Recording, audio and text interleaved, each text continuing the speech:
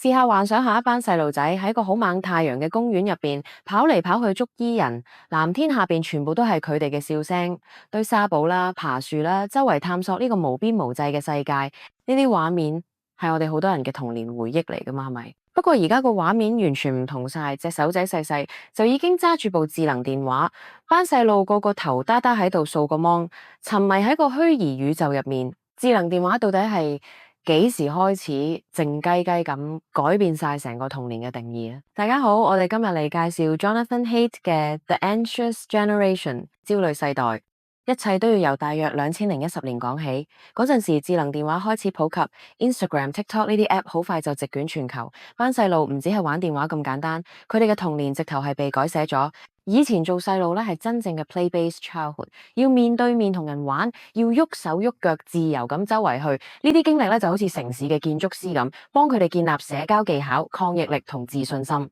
但係而家一部電話取代晒所有嘢，平均嚟講，啲後生仔女一日花成7個幾鐘以上望住個芒，社交轉為點讚與信息，打機就變成無止境嘅虛擬戰鬥。呢樣嘢帶嚟嘅後果真係好大喎。科學數據簡直係觸目驚心，由2010年開始，美國少女嘅抑鬱症狀大幅飆升，抑鬱率由8.7%升到2023年嘅18.1%。自殘率飆升咗超過150%，自殺率升幅達到65%以上。男仔方面，抑鬱症狀增加咗58%到60%，自殺率增加咗30%以上。呢啲數據簡直係觸目驚心，呢啲絕對唔係巧合，而係童年被大重寫 The Great Rewiring 之後嘅惡果。人個腦喺10到25歲係發育嘅關鍵期，好需要真實世界嘅刺激，但電話俾嘅係咩？係一種完美但空洞嘅多巴胺衝擊，就好似將個城市變成一個單人監獄咁。我哋嘅下一代被困喺個玻璃箱入邊，變得好脆弱，